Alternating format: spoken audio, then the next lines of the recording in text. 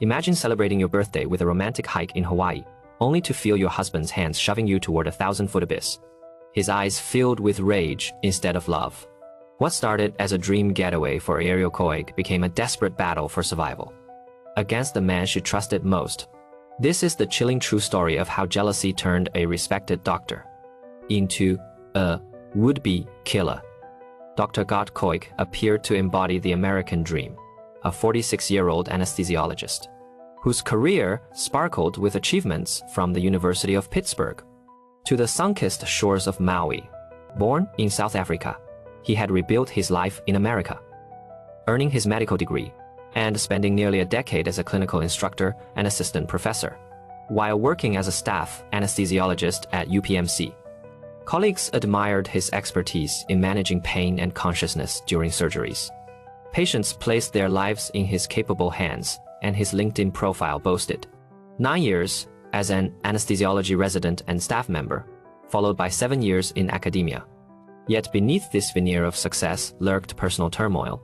His 15-year marriage to Jessica Patella had ended in divorce in October 2014, leaving her with custody of their 2 children, now 19 and 22. The details of that split remained shrouded in privacy, but it closed one door, only to open another. On the 4th of September 2018, Ghart married Ariel Worthington, a brilliant nuclear engineer, 10 years his junior, whose intellect matched his own ambition. She had studied nuclear engineering at Penn State from 2007 to 2011, later earning an MBA from the University of Pittsburgh's Katz Graduate School of Business in 2021, and built a career spanning over 11 years at Westinghouse Electric Company, before joining TerraPower LLC in September 2022. Their life together painted a portrait of prosperity and family bliss, welcoming their first son, Olin, in 2019, and their second, VGO, in 2022. They resided in a sprawling 6-bedroom home on Mount Lebanon's Roycroft Avenue, which Ghart sold for $1.3 million in November 2022, before relocating to a stunning 5-bedroom house in the West Maui Mountains for $1.5 million in December 2022. To outsiders, they were the epitome of success. 2 highly educated professionals, nurturing a growing family amid paradise's beauty. Their housekeeper, Christina Ferguson, recalled Ghart as loving and family-oriented, always doting on the children and Ariel, with no hint of the storm brewing beneath. But this facade masked a terrifying reality, one where domestic abuse hid behind polished exteriors and neighborhood parties. Ghart wasn't an overt monster. He was the charming doctor who hosted gatherings, making his hidden darkness all the more insidious. The move to Hawaii symbolized their pinnacle, with Ghart joining the Anesthesia Medical Group in Honolulu as a partner in March 2023, while Ariel advanced her remote work in nuclear energy. Yet, paradise often unmasks inner demons, and by December 2024, cracks in their marriage began to fracture everything. What began as baseless accusations of infidelity from Ghart unleashed a torrent of extreme jealousy, transforming their once respectful partnership into a suffocating cage. Ariel, the independent woman who thrived in the rigorous world of nuclear engineering, suddenly faced constant surveillance, with Ghart monitoring her every communication, as if she were a prisoner rather than a wife. "Who was that texting you?" Head demand, his voice laced with suspicion. That escalated from casual questions to invasive scrutiny. In court documents, Ariel detailed how this control eroded her freedom. A gradual poison that started subtly but grew relentless. They turned to therapy, individual sessions and couples counseling, in a desperate bid to salvage their bond. But Ghart's possessiveness only deepened, festering like an untreated wound. By the months leading into March 2025, the abuse turned physical and sexual, violating the very oath Ghart had taken as a doctor to do no harm. Ariel endured assaults that left her questioning the man she had vowed to love. His actions a stark betrayal of their shared ambitions and family dreams. Even as they hosted a party on the 29th of April, 2024, attended by neighbors like Lee Hearn and Peter Mast, the outward image of perfection persisted, hiding the prison their marriage had become. As 2024 faded into 2025, Ariel felt increasingly trapped, barely recognizing the jealous, dangerous stranger. Her husband had become unaware that the shadows of violence were about to engulf her completely. As Ariel's 36th birthday neared in March 2025, Ghart proposed a seemingly romantic weekend getaway to Oahu. Leaving their young sons, ages 2 and 4, with a nanny and family back in Maui. Staying in a Waikiki hotel, the trip shimmered with promise, a chance to reconnect amid therapy's fragile progress. To rediscover the love that had once bound them, Ariel clung to hope, imagining sunlit walks and whispered reconciliations. Believing perhaps the stresses of daily life had masked the good in their marriage. Maybe this is our turning point, she might have thought, her heart fluttering with cautious optimism as they packed for the escape. But Ghart harbored sinister intentions, his gestures a calculated veil over a deadly plan.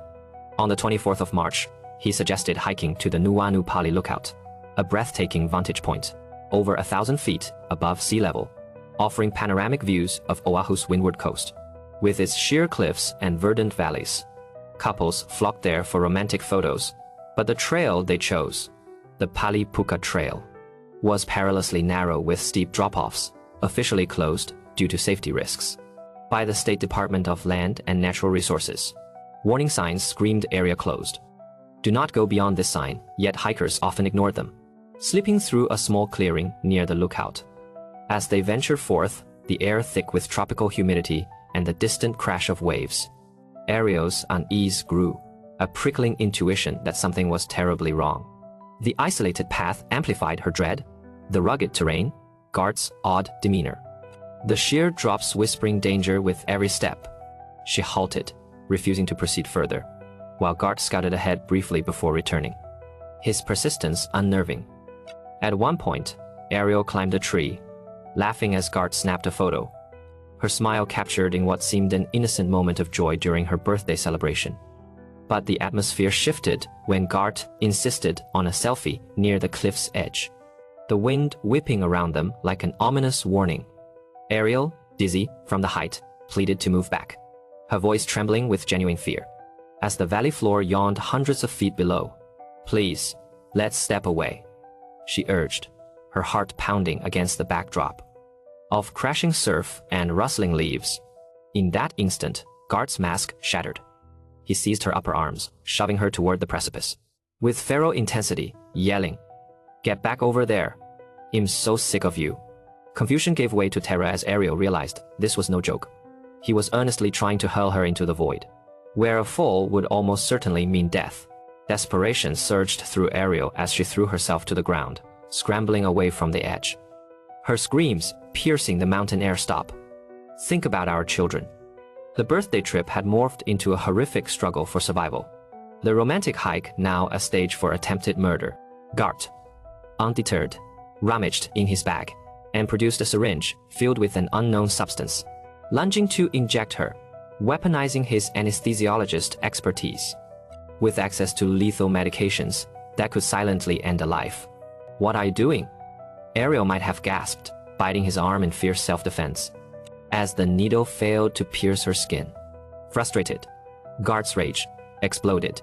He grabbed a jagged, softball-sized lava rock and struck her head approximately 10 times, yanking her hair and slamming her face into the dirt. Each blow a deliberate act of brutality. Blood mingled with the earthy scent of the trail, her broken left thumb throbbing as she fought back, her scientific mind racing amid the chaos. This wasn't impulsive anger. It was methodical, with the cliff push, the syringe, and now the rock, as escalating backups in his premeditated plan. Around 1:30 a.m., 2 female hikers heard her repeated cries of "Help, help me," and rushed to the scene, witnessing Ghart atop her, pummeling her head. The witnesses' shouts that they were calling 911 halted Ghart mid-strike. He fled as they helped Ariel, guiding her bloodied form down the trail to safety, her survival a testament to their timely intervention. Transported to Queen's Medical Center in Honolulu, Ariel arrived in serious but stable condition, her severe facial and head injuries requiring surgery. Yet she clung to life against overwhelming odds. In the aftermath, Ghart FaceTimed his adult son from his first marriage, bloodied and unrepentant, confessing, "I just tried to kill Ariel, but she got away," and mentioning suicidal thoughts of jumping off a cliff. His words dripped with disappointment, not remorse, as if frustrated by an incomplete task, revealing a chilling lack of humanity. Police issued a wanted poster for attempted murder, launching an 8th search. Through the rugged terrain around Pali Lookout, Ghart hid in bushes until nightfall, even telling his son, "Head, turn off his phone," to evade tracking, prolonging the hunt with calculated evasion. Finally, at 6:45 p.m., authorities arrested him near Pali Highway after a brief foot pursuit. His first words upon capture: "Wait, she's not dead." A stunned admission of shock, not relief, underscoring his intent for her demise. The investigation peeled back layers of premeditation, uncovering a fanny pack with syringes and vials of anesthesia medications at their Maui home, alongside more needles and labeled drugs. Ghart's medical knowledge twisted into a portable murder kit. He knew precisely how to dose for unconsciousness or death, packing these tools for the hike. As part of a chilling strategy, on the 7th of April 2025, Ghart pleaded not guilty via virtual court from jail, his attorney arguing for bail citing a clean record, but prosecutors highlighted his flight risk and ongoing danger. Ariel filed for divorce, seeking full custody of their children while recovering at home in Maui. With family support, her resilience shining through the trauma. As of August 2025, Ghart remains in custody without bail, awaiting a September 2025 trial, where Ariel intends to testify, facing potential life imprisonment if convicted of second-degree attempted murder. This case shatters myths about abuse, proving it can ensnare even the most accomplished. Like a brilliant nuclear engineer with every resource at hand, Ariel's survival stands as a beacon of hope, a reminder that fighting back can prevail against the darkest betrayals. What if recognizing the signs earlier could